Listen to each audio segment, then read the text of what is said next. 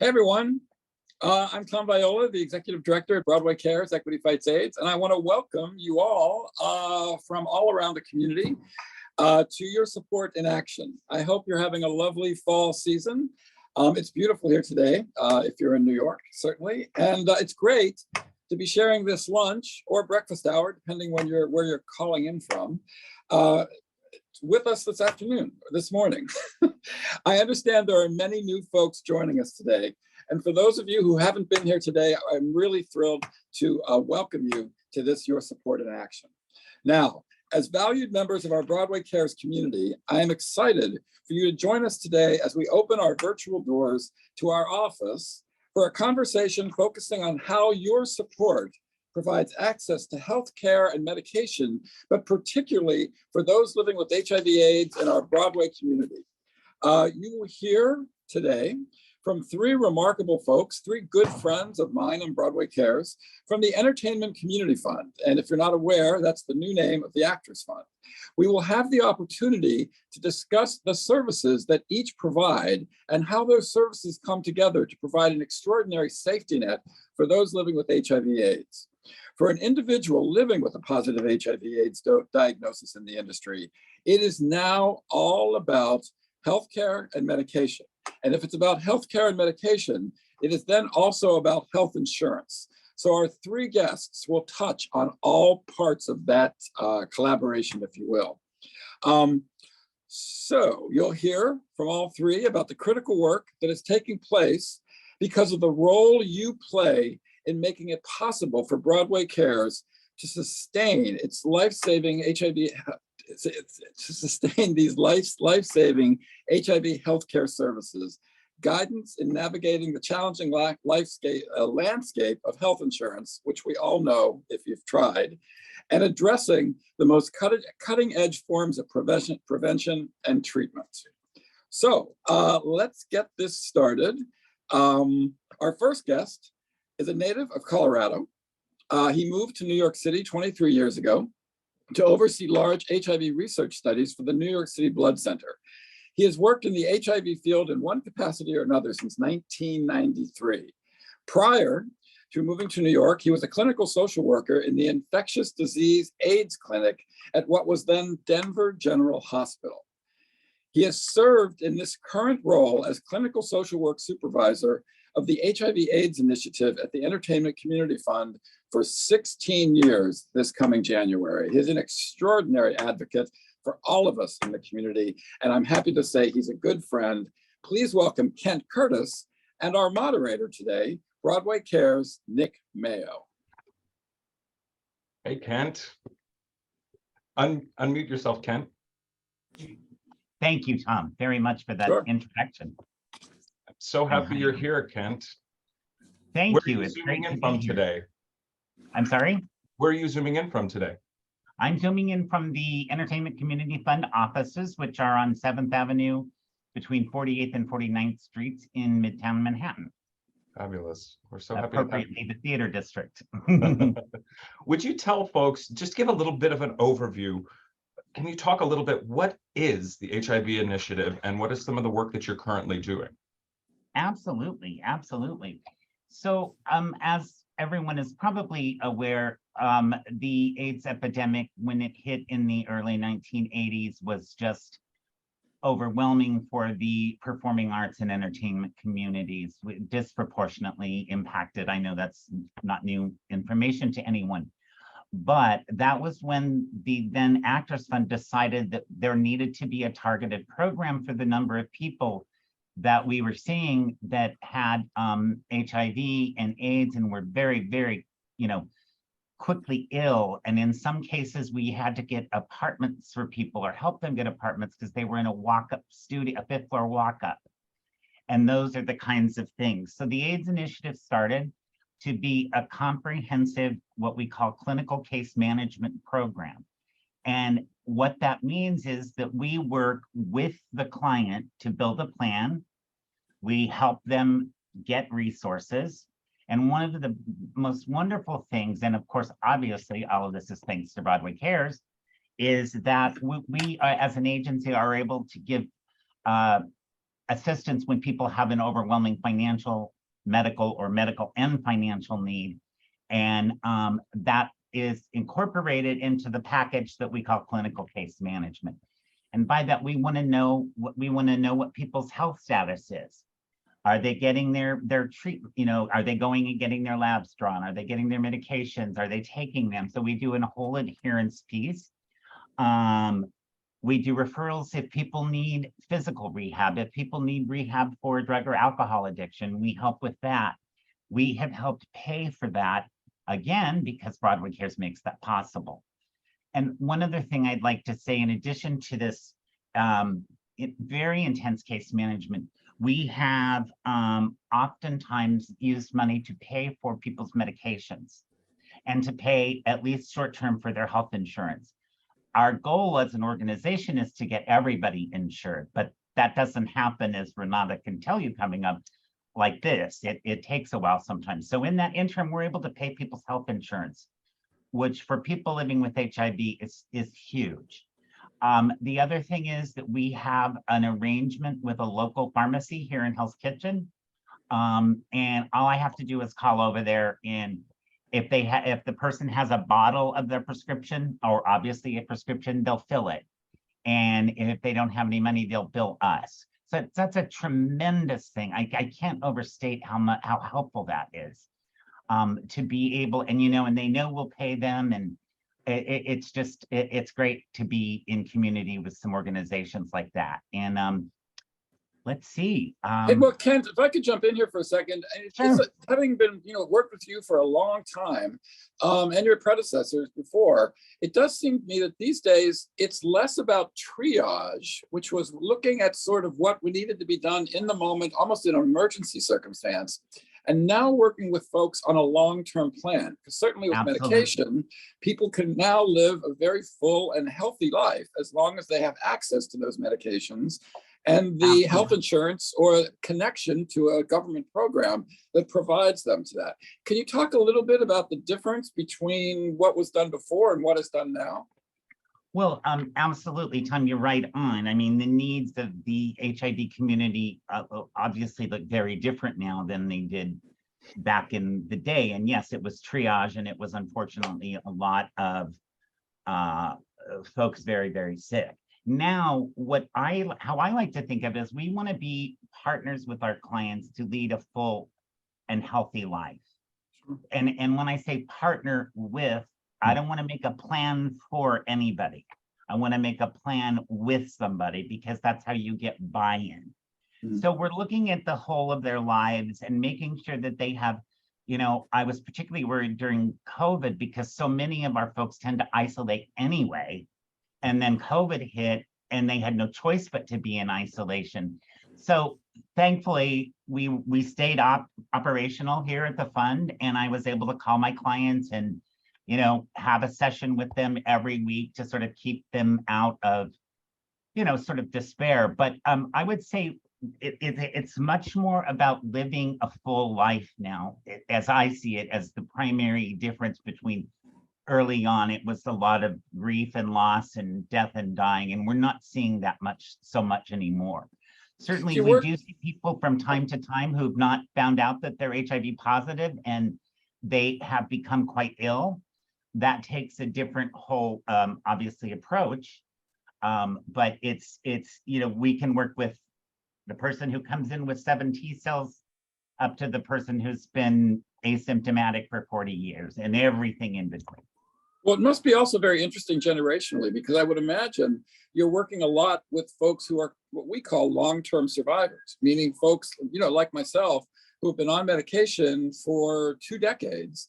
And now it's about sort of, as you say, sort of engaging them in the rest of their lives, as opposed to a young person who, for some reason, has just seroconverted, and you're helping them adjust to that fact and making sure they have the services and the medications in place. How do you approach each?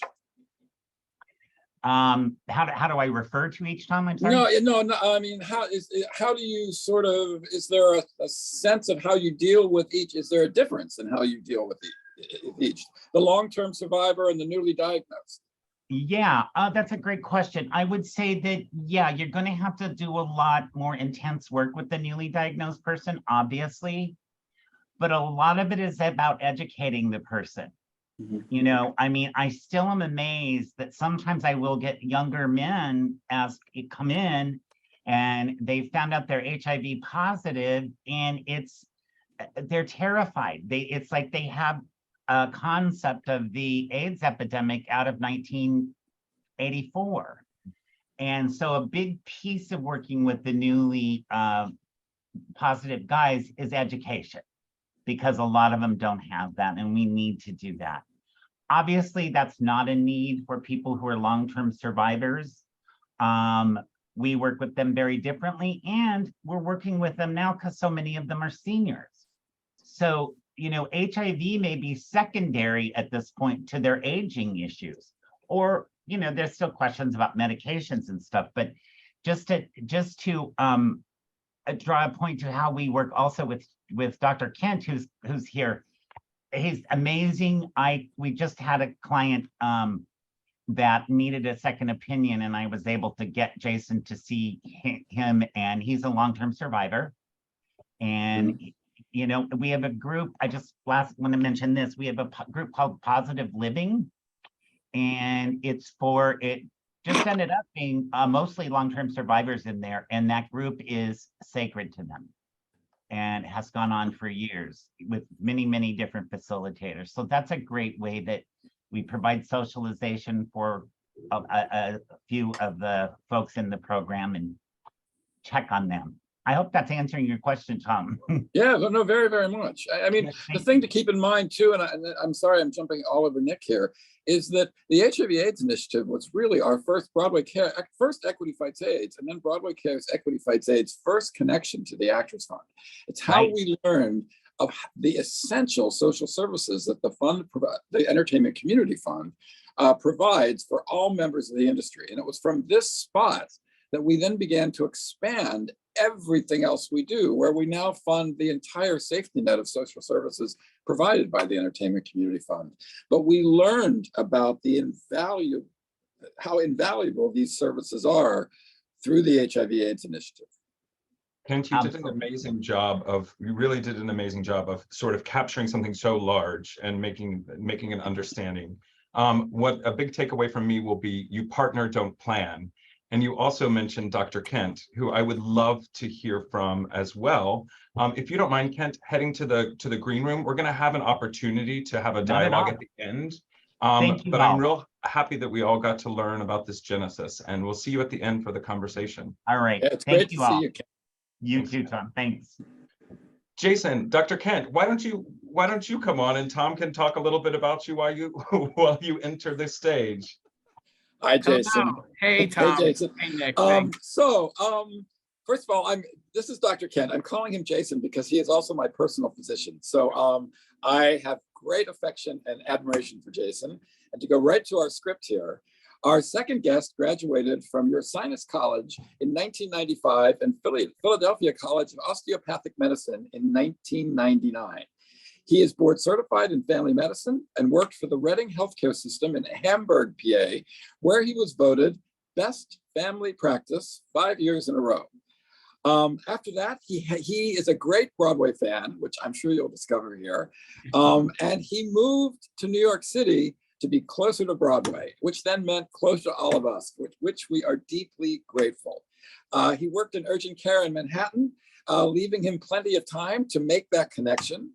A theater person at heart, he is very excited to be working with our community.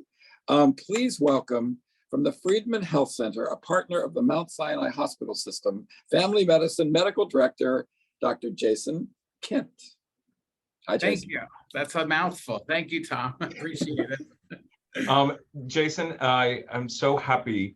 For those of you who joined us as we were all sort of logging on, Jason was literally with the patient at the Friedman Health Center. Can you give, for those of us in the audience who might not know about the Friedman, what is the Friedman? Where is it? And who do you serve? Yes. So I'm about 1 or 2 floors above Kent in the 729 7th Avenue between 48th and 49th Street, right in Times Square. We are the Friedman Health Center for the Performing Arts. So we are really a health center, full scope family medicine for people in the community. We also have a full-time gynecologist. We have a sports medicine specialist. We have one of the greatest podiatrists, foot and ankle surgeons in New York who treats all the dancers. And we're growing, you know, as we're able to meet the needs of the community. So we are here for same-day sick visits. Someone gets injured, but we also do family medicine, so chronic medical problems and full scope family medicine. I'm not Renata. I'm in her office because we're having a flu shot program today, giving free flu shots to people in the community. We have a flu shot initiative through Broadway Cares, and I'm going backstage to all the Broadway shows and giving all the members of cast and crew flu shots to keep them healthy. It's a bad flu season.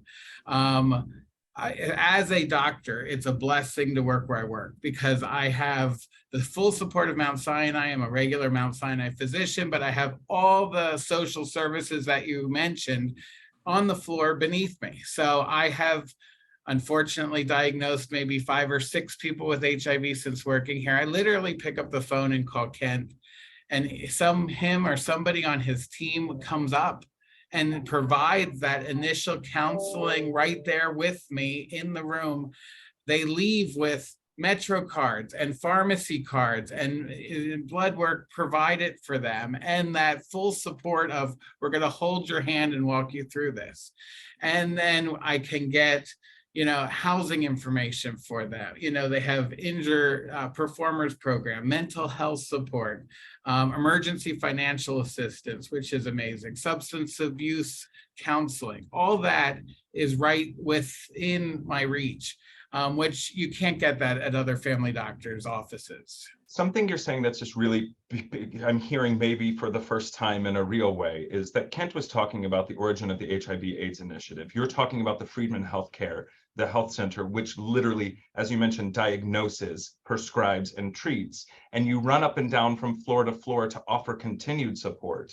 And as Kent so beautifully mentioned, that bottle of empty pills goes to Hell's Kitchen to be filled.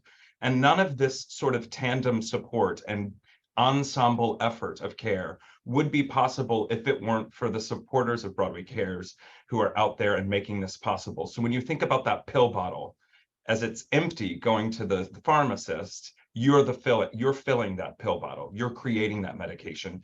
You're creating the opportunity to have this ensemble between the HIV initiative. It's not like they're separate things. You're all working together for care, and none of that care and individual partnership, not plan, partnership wouldn't be possible if it wasn't for your support and for making that feasible. 100%. That pill bottle is probably about $1,800, you know, for that one bottle. You know, it's because of the support of Broadway Cares, I can give the exact same level of care to someone who has insurance to someone who's not insured. And that, again, doesn't happen anywhere else, you know, that I know of, you know, but we can treat people equally based on that financial support from you guys. I would love to, you brought it up, this transition. Thank you for giving that beautiful overview of the Friedman and its connection to the HIV initiative. You mentioned insurance, which is one of the biggest pieces of the third part of our conversation. What a beautiful pan. Dr. Kent, we'll see you at the end for a group panel discussion. Thank you for making that transition so seamless. Renata, I'm so happy to have you here, and sit and let Tom tell some of our guests about who you are and how you come to this conversation. Yeah, I'm almost a little dizzy from that. Yes, our third guest, here we go. Our third guest counsels professionals and small businesses in the entertainment industry nationwide on healthcare coverage options. She helped launch the Friedman Health Center for the Performing Arts in partnership with Mount Sinai doctors in March of 2017. She is a licensed social worker and previously worked in oncology and chemical dependency settings in the New York metro area. She does extraordinary work at the Entertainment Community Fund. Please welcome the National Director of Health Services, Renata Marinara. Hello, everybody. Thank you very much. Appreciate it. Renata, thank you so much for being here. Dr. Kent beautifully teed you up for a conversation. I don't know if a lot of people are aware. Can you talk a little bit about what is the Artist Health Insurance Resource Center and what are some of the services that are provided? Absolutely. Yeah. So, I mean, I think that, insurance is an overwhelming subject for most people. It's purposefully consumer unfriendly, honestly. And so what we try to do is basically turn everybody into a health insurance ninja. That's my goal, is to have people really understand the system, make optimal use of the system, and have our navigators enroll them in something that works for them. So, the Artist Health Insurance Resource Center has been around for over 20 years. With the advent of Obamacare, we were able, a quote unquote Obamacare, Affordable Care Act plans, we were able to, educate and enroll so many more people than before. And so really our job is to first educate and then enroll consumers so they really understand the products that are out there and how to use them. So we have, for example, weekly webinars. We have a Welcome to Medicare webinar that really untangles Medicare for people. We have an Every Artist Insured webinar. We will also do webinars just specifically for certain groups. So for example, the Dramatists Guild reached out to us. They are, they do not have a health plan for their members. They have a lot of self-employed people, and the system can be a little overwhelming for people who are self-employed. It's hard to understand what your income is and how it relates to the system and how to put it in. So we're doing those kinds of educational webinars for them. And then we have one-on-one counseling. So if you were to go to a health insurance broker, they would not tell you that you're eligible for free insurance through Medicaid or the Essential Plan, for example. It's not in their best interest. They're only representing certain insurance companies. If you go to somebody in the Medicaid office, it's not their job to understand private insurance, but we have the broadest overview possible. So we can tell you, look, I know that, you are making $15,000 a year. Did you know that you can get free, very, very comprehensive insurance that we accept here at the health center? So that's the kind of work that we do together.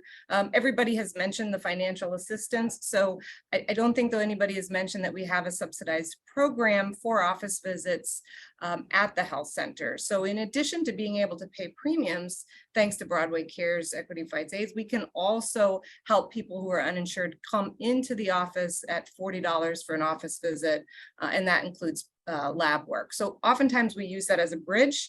Maybe they can't get insurance for a month, and then we can put them on a plan after that, and they can see the fabulous Dr. Kent and all the other wonderful doctors. But they don't have to wait in that interim process, which is what but that's an amazing partnership.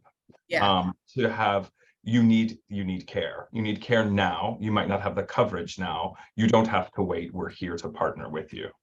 Yeah, and actually, I'm thinking about this meeting. I was thinking about a client that we helped that was a musician.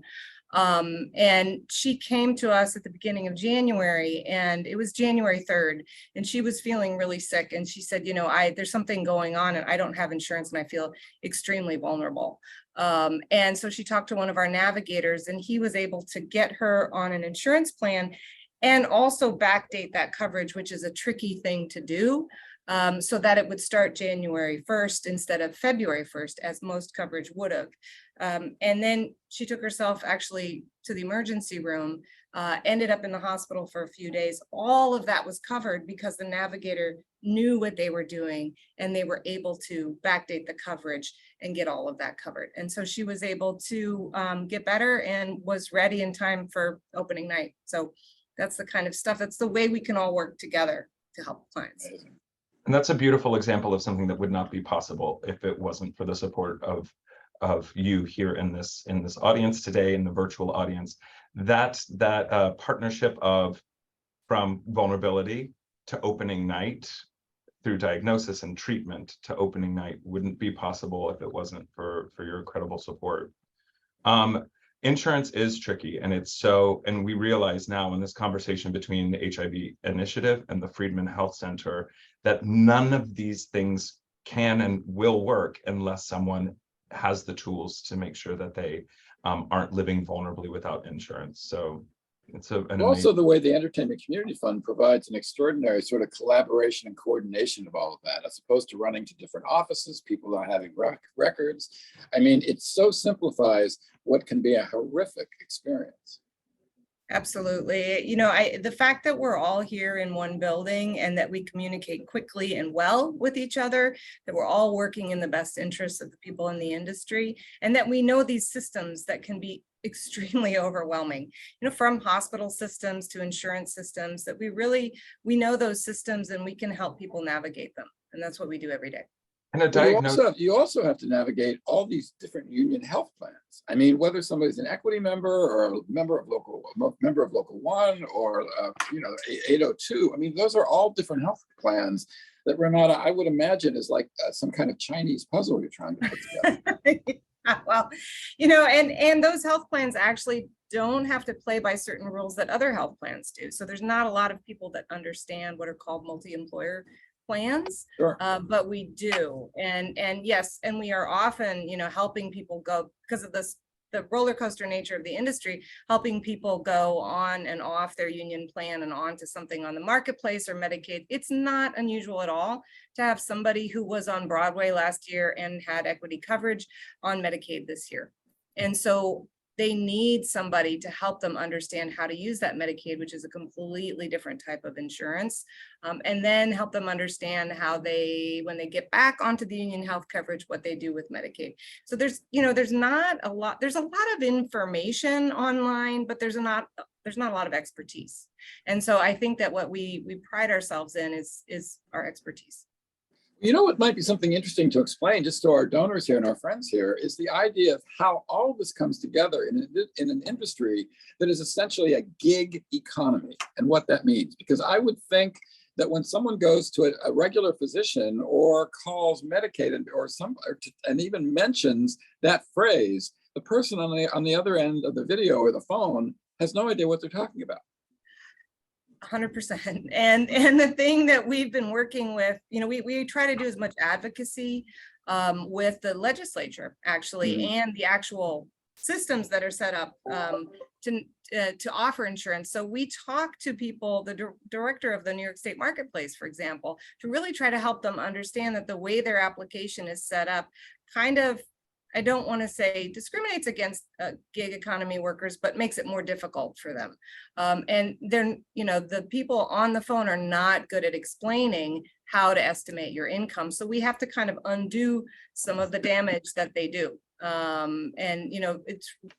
We are a part of various advocacy organizations because of that, because we want to do not just the individual one-on-one work, but also the more meta level work to make the system work better as a whole for this fabulous community.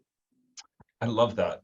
And also, Tom, I'm really glad you mentioned the gig economy because it's a very important piece of the conversation. And that we could have an entire hour talking about that. But I mean, the bottom line is that no one should be left vulnerable between that time, and they should have resources. And those resources are available because of the support of you here in this room. I would love to sort of open this up a little bit.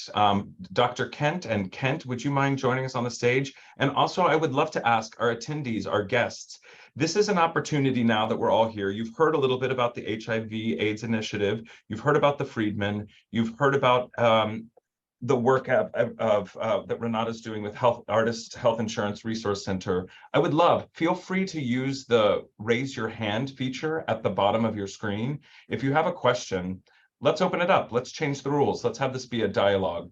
I will happily call on you. So if you have a question of anyone here in the room, please feel free to use that raise the hand feature and I will have you unmute and ask your question.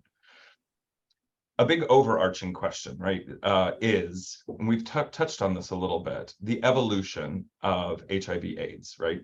As Tom mentioned, and Kent, you so beautifully mentioned, in its origin, it was triage, which has a very, very potency in its and how to treat. Where are we now, and how are you working together to address the new landscape where people are living long and healthy lives, but with that becomes a lot of maintenance? Can you talk a little bit about how you're all working together to maintain healthy lives within the new landscape of HIV/AIDS?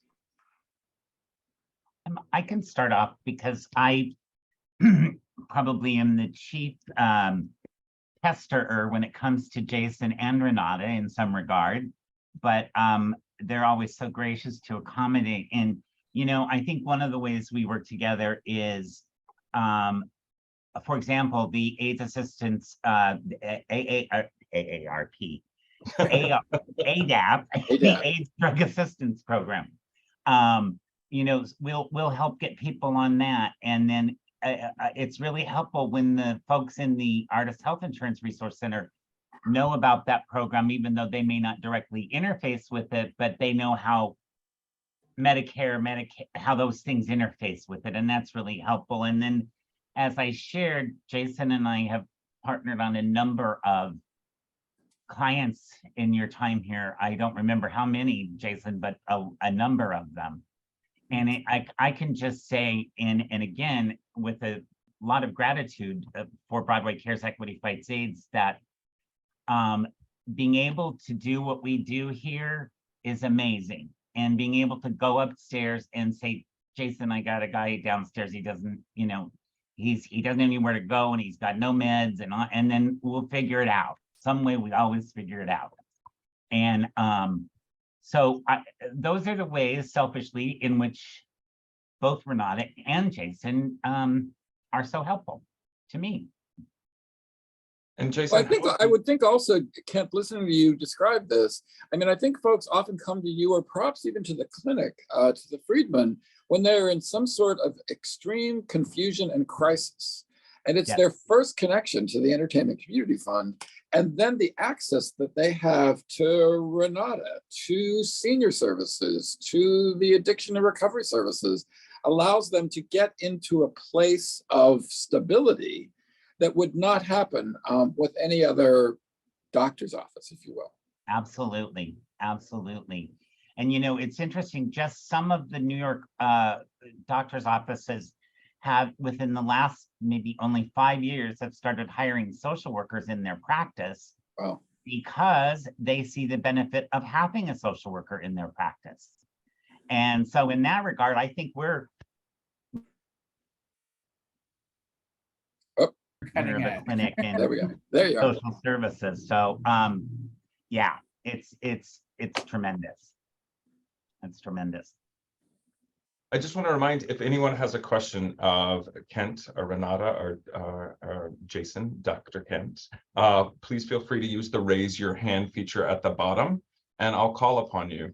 But we'd love to hear from you. If there's something that you'd like further clarification on or want to learn a little bit more about, I think I'm having such a good time in this conversation because I'm understanding that vulnerability breeds intimacy, and people who come to you are coming vulnerable.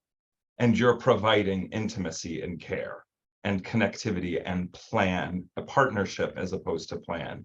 But how this dialogue begins is through vulnerability. We have someone in the audience, the virtual audience, who would like to ask a question. Robin, please feel free to unmute yourself and ask a question of our panelists. Hey, Robin. Hi, so I'm blown away by everything I've heard. The pharmacy and Hell's Kitchen part nearly made me cry, but also the things that you guys have built at Friedman. The one thing that I haven't heard you talk about, but I know that Nick and Tom and maybe all of you have created, is a mental health network. I know that you've made ways for people in these perilous, scary times to get the help they need. So I'm wondering if one of you guys could just share a little bit about that. I guess that would probably go to me. So absolutely, thank you for asking that question, because I forgot to highlight that. That's another thing that we do, our mental health referrals to licensed therapists in New York City and across the country, because we help folks, that are living or touring outside of New York City. So, we help them try to find a therapist that works for them. We have an entire Excel spreadsheet here in the New York office that lists all of the therapists, what insurances they take, with what frequency they have openings, that kind of thing. So if they have a specialty, we may be aware of that. And that's tremendously helpful. And that's available to not just the HIV initiative, but all the social workers in the New York office and in the LA office as well. So we do work with people around mental health. And one of the nice things about this organization is that a lot of agencies could not, and particularly in this day and age, hire social workers with that clinical social workers with the right training. And I think that's one thing that has always, that the fund has always done, is to try to provide the highest standard of care.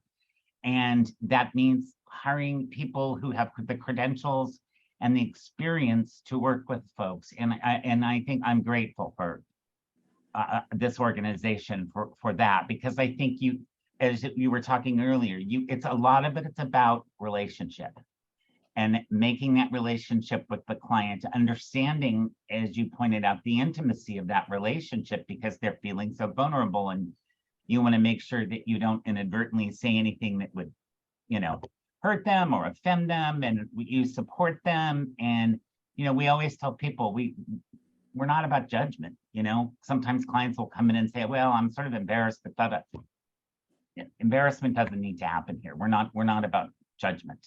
Robin, I mean, obviously, you know, but if it was to, you know, someone, we have reporting laws in most of the states where somebody says threatens harm to self or others, we have to report. But other than that, I mean, that would be the only instance in which we would ever. A big piece of the support that Broadway Cares offers, the Entertainment Community Fund, is basically to make sure that all of these programs are ramped up with the social service workers that they need. I mean, we understand that when you know, this past year, thanks to all of our donors here, we awarded the Entertainment Community Fund $8.2 million. Much of that is basically providing, if you will, the ability for the staff to maintain the staff, to increase the staff, to address the ever-growing needs of this community just outside this window. I'm so glad that Robin asked that question. I'm so sorry to interrupt, Renata. That's okay. I just want to jump in and say just an example of that, and we're so grateful for that support, is that on my team, we have people that have experience and specialize in employer plans, in union plans, in billing, you know, we're able to hire those people with those specialty backgrounds because of that support. Thank you. Yeah, exactly. I'm so glad that Robin asked that question. It's such an important piece of the puzzle. Maureen, one of our guests, has a question that she would like to ask. Maureen, please feel free to unmute yourself and ask your question. Hi, everyone. This is Maureen, and what Kent's last comment kind of sparked something for me, which was how do the people who are touring on tours, how do they receive healthcare, and maybe how are you involved in that? So we're involved in. Go ahead, Jason. For visits at the Friedman Health Center, we have telehealth. So I can treat anybody in any state, call in medicines for them, and get them same-day visits from a medical point of view. And we can help them with any kind of insurance issues. So if they're touring, you know, generally they have union coverage, but they may be at the beginning where they don't have union coverage, and then we can walk them through how to get healthcare and how to jump on an appropriate plan. That's the magic of Zoom. And telehealth, right? One of these things that is such an amazing resource for those folks who are on tour who maybe have been on a Broadway show for a year, but then find themselves on the road and might need access to you to have those telehealth visits. That's a great question, Maureen. Thank you. Thank you for asking your question. We're also vaccinating all the Broadway tours. So we have done, I believe, about 15 shows so far. We've been able to give them flu shots and COVID boosters around the country. So we have just a couple more minutes. I'd love to hear from everyone. Why this work? Why here? You're also incredibly accomplished and come to this with such impressive resumes and pedagogy. Why this work and why here? Well, for me, it's a dream come true. I mean, I am a Broadway fan, and I never thought, choosing a career path going into medicine, that I'd work this intimately with a community that I'm just a fan of. You know, so, and, you know, my husband has HIV, so I'm passionate about HIV care. Back to the mental health question, Dr. Stimmel and I here at the office do a lot of antidepressants, anti-anxiety work, ADHD. Some psychiatrists are unaffordable, but we're quite skilled in treating a lot of mental health. We're pretty good at that stuff. It's plagued the community, you know, as you can imagine, the last couple of years, but it's been helpful. For me, you know, my father was an actor for many years, so that was partially my interest. But also as a social worker, when I got out of school, I was working in an oncology unit and then in a large charitable organization for cancer patients, and that was pre the Affordable Care Act. I would regularly talk, my job was to talk to people on the phone on a helpline who had just been diagnosed with cancer and were uninsured. And because there was no Affordable Care Act, their choices were either pony up hundreds of thousands of dollars for care, which most of them could not, or not get care. I mean, it was a very, very dire situation. There were certain, you know, there were certain programs that were available to people in various states, and basically we were trying to connect people to that care. But I would regularly talk to people who, I mean, I hate to say it, but that was a death sentence, not having health insurance in that situation. So I am thrilled to be able to help people navigate the insurance environment and help them have access to care. Sort of like Jason, I too am a Broadway, great Broadway fan. I actually started off in college majoring in musical theater, but then I couldn't pass music theory. So here I am as a social worker at the Entertainment Community Fund, and I love it. It sounds horribly cliche and oversaid, but I really do enjoy just working with people and helping them to be stable in their lives. That there's something that's incredibly rewarding about that. And I think the other issue for me is coming out of the 80s, having lost so many friends and an uncle.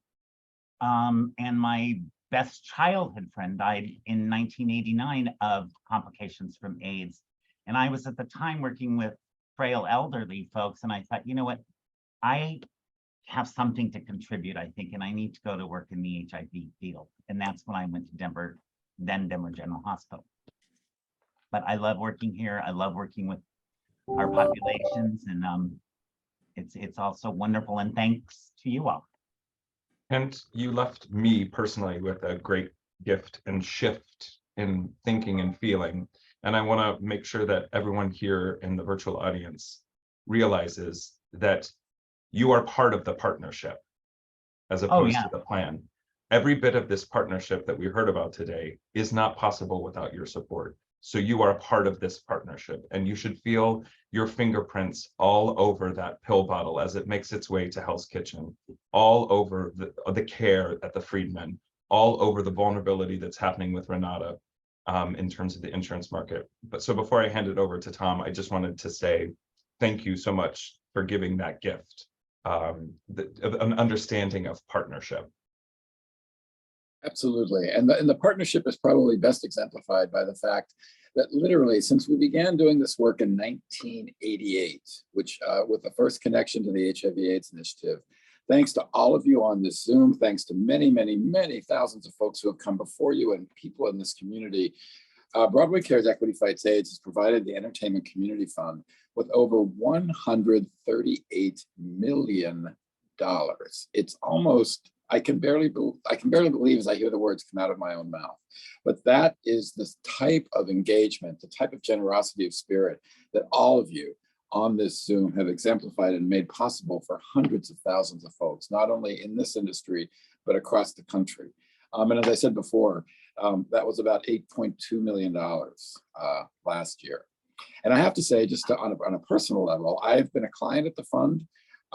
Certainly when you were talking about mental health issues, Kent, Dr. Roz Gilbert helped me find my therapist 25 years ago. And every Christmas, the staff sends her a thank you note. That's a joke. But truly, that safety net of social services is there for all of us, and it's made possible by all of you who are on this Zoom. So Renata, thank you. Dr. Kent, thank you. Kent, thank you. Nick, thank you. But mostly, thanks to all who have joined us today.